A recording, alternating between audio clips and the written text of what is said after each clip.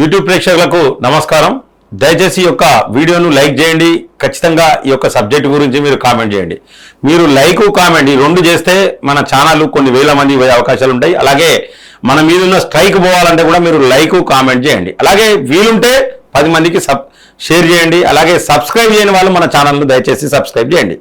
ఇక ముఖ్య విషయం ఏంటంటే కవితను విచారించనున్న సిబిఐ అక్కకు మళ్ళొక్కటి కథ. పర్మిషన్ ఇచ్చిన స్పెషల్ కోర్టు పర్మిషన్ వచ్చే వారం విచారించే ఛాన్స్. ఢిల్లీ లిక్కర్ స్కామ్ లో అరెస్ట్ అయిన తిహార్ జైల్లో ఉన్న బీఆర్ఎస్ ఎమ్మెల్సీ కవితను విచారించేందుకు రౌస్ అవెన్యూ కోర్టు సిబిఐకి అనుమతిచ్చింది. జైల్లోనే మహిళా కానిస్టేబుల్ సమక్షంలో ఆమెను విచారించాలని తెలిపింది. ఈ మేరకు స్పెషల్ జడ్జి జస్టిస్ కావేరి బలేజా కొన్ని కీలక ఆదేశాలు జారీ చేశారు. కాగా ఢిల్లీ లిక్కర్ స్కామ్ కేసులో కవిత కింగ్ పిన్ అని ఆమెను విచారిస్తే మరిన్ని కీలక విషయాలు వెలుగులోకి వచ్చే అవకాశం ఉందంటూ సిబిఐ అధికారులు రౌస్ అవెన్యూ కోర్టులో శుక్రవారం పిటిషన్ దాఖలు చేశారు.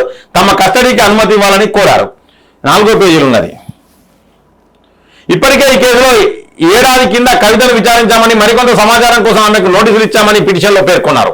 ప్రాథమిక ఆధారాలు సేకరించామని ఈ దశలో కవితను మరోసారి విచారిస్తే కీలక విషయాలు రాబట్టొచ్చని కోర్టుకు విన్నవించింది. సిబిఐ విజ్ఞప్తిని పరిగణలోకి తీసుకున్న రౌస్ అవెన్యూ కోర్టు విచారించేందుకు అనుమతించింది. ప్రస్తుతం జ్యుడిషియల్ కస్టడీలో భాగంగా కవిత తిహార్ జైల్లో ఉన్నందున ఆమెను ప్రశ్నించే ఒకరోజు ముందు జైలు అధికారులకు సమాచారం ఇవ్వాలని ఆదేశించింది.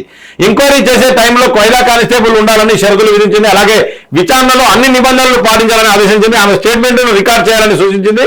కోర్టు అనుమతి రావడంతో వచ్చే వారమే సిబిఐ అధికారులు కవితను ప్రశ్నించే అవకాశం ఉన్నట్లు తెలుస్తున్నది. సాక్షిగా కవితను ఏడాది కింద విచారించిన సిబిఐ 2022 జూలైలో ఢిల్లీ లిక్కర్ స్కామ్ తెరపైకి వచ్చింది. ఈ స్కామ్ లో ఆప్ లీడర్లతో పాటు సౌత్ గ్రూప్ పేరును ఢిల్లీ బీజేపీ నేతలు పదే ప్రస్తావించారు. సౌత్ గ్రూప్ లో బీఆర్ఎస్ ఎమ్మెల్సీ కవిత కీలకమని ఆరోపణలు చేశారు. ఈ క్రమంలో 2022 డిసెంబర్లో కవితకు సిబిఐ నోటీసులు ఇచ్చింది. ఈ స్కామ్ లో సాక్షిగా విచారించాల్సి ఉందని సహకరించాలని కవితను సిబిఐ కోరింది. హైదరాబాద్ లేదంటే ఢిల్లీలో విచారించాలని భావిస్తున్నట్టు ఆమెకు సిబిఐ మెయిల్ పంపింది. కవిత రిక్వెస్ట్ మేరకు డిసెంబర్ 11 హైదరాబాద్ లోని ఆమె ఇంట్లో దాదాపు 7 గంటల పాటు సిబిఐ విచారించింది. తర్వాత సిఆర్పిసి 91 కింద ఈ కేసుకు సంబంధించిన ఆధారాలుంటే సమర్పించాలని కోరింది. సైలెంట్ గా దర్యాప్తు కొనసాగించిన సిబిఐ ఈ ఏడాది ఫిబ్రవరి 26వ తేదీన విచారణకు రావాలని కవితకు సమన్లు పంపింది. ఇదే కేసు విచారణపై సుప్రీంకోర్టులో తాను వేసిన పిటిషన్ పెండింగ్ లో ఉందని, విచారణకు రాలేదని సిబిఐకి కవిత లేఖ రాశారు.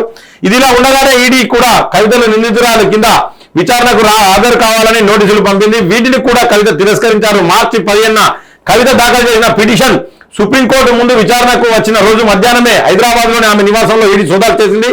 చివరకు అరెస్ట్ చేస్తున్నట్టు ప్రకటించింది. 16న ఢిల్లీలోని రౌస్ అవెన్యూ కోర్టులో ఆమెను హాజరుపరచగా ధర్మాసనం 2 దశల్లో మొత్తం 10 రోజుల కస్టడీ విధించిన తర్వాత ఈడీ విజ్ఞప్తి మేరకు మార్చి 26వ తేదీ వరకు న్యాయస్థానం ఏప్రిల్ 9 దాకా జ్యుడిషియల్ రిమాండ్ విధిస్తూ ఉత్తర్వులు జారీ చేసింది. ప్రస్తుతం ఆమె తిహార్ జైల్లో ఉన్నారు. మొత్తానికైతే తిహార్ జైలు ఉన్నది. అక్కను ఒక్కసారి మంచిగా చూపించు. అక్క మంచిగా కనబడాలి. ఎందుకంటే బతుకమ్మ పండుగ కట్టాలి. ఇక వీళ్ళు ఎందుకంటే టీవీలోనే చూస్తారు, ఇట్లా మన ఛానల్ అప్పుడప్పుడు చూస్తారు. ఇక మళ్ళీ కనబడదు అక్క. బతుకమ్మ అక్కనే. ఇక ఆడ ఏం చేస్తుందో ఆడెన్ని కథలు పడుతుందో అక్క. ఆడ వీళ్ళు మామూలుగా ఉన్నారు. వీళ్ళు పోతే ఏంటంటే ఏడ పోతే ఆడ దరిద్రం. జైలున్న టెర్రరిస్టులకు వాళ్ళకు వీళ్ళని కూడా ఆగా చేస్తారు. వీళ్ళు వాళ్ళు మంచిగా ఉండే 200 రూపాయలు చెప్పులు వేసుకొని, 300 రూపాయల ప్యాంట్ వేసుకొని, 150 రూపాయల షర్ట్ వేసుకొని కేజ్రీవాల్ అన్నా హజారేకు దండం పెట్టుకుంటే కాలు పెట్టుకుంటే తిరిగి అవినీతిమైన ఉద్యమం చేసేది, మద్యం మీద యుద్ధం చేసేది ఆయన బతకసుకున్నారు. వాళ్ళు దోస్తాన్ చేసారు. వాళ్ళు నీడ పడగానే కథ వారు బొగ్గు వారు దరిద్రం అయిపోయింది. వాడు వీళ్ళ నీడ పడితే వీళ్ళ చెయ్యి పడితే అధ్వానం ఒక్కొక్కరు. ఇవాళ పరిస్థితి ఏంటంటే ఎమ్మెల్యేలు ఇటు కాంగ్రెస్ లో ఎందుకు చేనేత రాకుంటారు ఎమ్మెల్యేలు కానీ ఎంపీలు కానీ కాంగ్రెస్ లా. ఎందుకంటే ఏడు అరెస్ట్ చేస్తారో వీళ్ళు నీడ పడ్డే దరిద్రం అని చెప్పేసి ఏంటంటే అక్కను మళ్ళా సిబిఐ కంపల్సరీ సిబిఐ అనేది మేము మాకు కస్టడీకి ఇవ్వాలని చెప్తే పోయి తిహార్ జైల్లోనే మీరు ప్రశ్న అడగండి. ఆమెను ఏమైనా ఉంటే విచారణ చేయండి తిహార్ జైల్లో. కాకపోతే మహిళా కానిస్టేబుల్ వాళ్ళు చెప్పినా చెప్పకుండా, కోర్టు చెప్పినా చెప్పకుండా మహిళా కానిస్టేబుల్ ఖచ్చితంగా పెడతారు. పెట్టకపోతే అబ్బో మహిళా కానిస్టేబుల్ పెట్టలేదు, నన్ను ఇబ్బంది పెట్టిరు, నన్ను కొట్టిరు, తిట్టిరు, ఇవే ముచ్చట్లు. ఇలా అన్ని దొంగ ముచ్చట్లు ఉంటాయి. అప్పుడే ఆ దొంగ పని చేసేటప్పుడు కొడుకు గుర్తుకు రాలేదు. అయిపోయిన తర్వాత అరెస్ట్ అయినాక నా కొడుకు ఎగ్జామ్స్ అని గుర్తుకొచ్చింది. తెలియదా? దొంగ పని చేసేటప్పుడు కొడుకు చదువుకుంటాడు, పరీక్షలు ఉంటాయి. ఎంతమంది కొంపలు ముంచారు మీరు. మీ వరకు వచ్చే వరకు కొడుకు అవి అని చెప్పేసి అయ్యో పాపం అనిపించేటాడు. ఎవరు కూడా పాపం అంటున్నాడు. మిమ్మల్ని పాపం అనడం లేదు. ఒక మహిళ కదా పాపం అంటారు లేదు. కాబట్టి ఇక సిబిఐ ప్రశ్నించిన తర్వాత అక్క సంగతి ఏంటనే తెలుస్తుంది. ఎన్ని రోజులు అయిపోయి అక్క కనవరక, కంటికి కనవరక బొచ్చోడు రోజులు అవుతుంది. ఏంది పరిస్థితి, ఏం కదా. అసలు ఒక్కరు ముఖంలో రక్తం ఉండొట్టు. టీఆర్ఎస్ ముఖంలో ఒక్కరి ముఖంలో రక్తం లేదు. ఈ వరంగల్ క్యాండిడేట్ దొరుకుతలేడు. వరంగల్ పార్లమెంట్ క్యాండిడేట్ దొరుకుతలేదు ఎక్కడ కూడా. వాడు ఆ కాలు మొక్కినోడు మాజీ కలెక్టర్ ఉండేవాడు, కాళ్ళు మొక్కినోడు వెంకటరామరెడ్డి అని వాడికో టికెట్ ఇచ్చారు మేదక్ల, వాడికో టికెట్ ఇచ్చారు. వాడు ఏం ఒట్టిగానే వాడేదో వాడు నిజంగానే ఎంపీ అయినాడు ఫీల్ అవుతాడు, బిల్డప్లు కొడతాడు. వాడికి ఎంపీ లేదు పాలేదు, అయిపోయింది మన పని.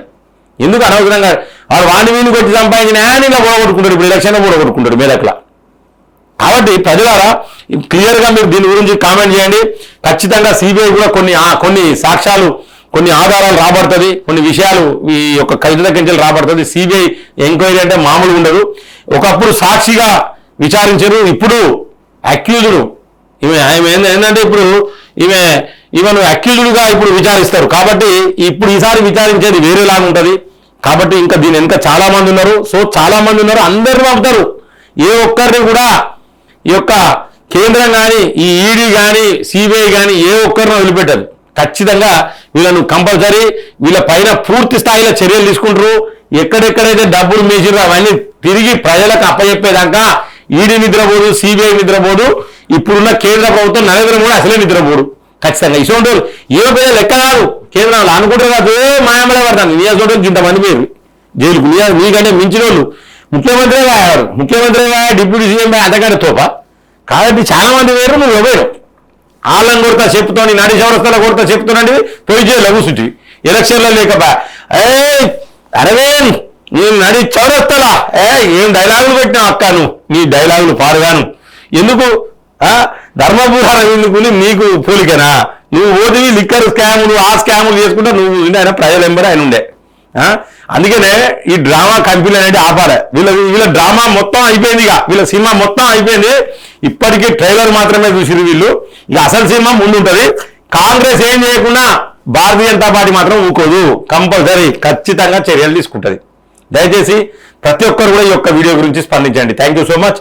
జై హింద్, జై భారత్.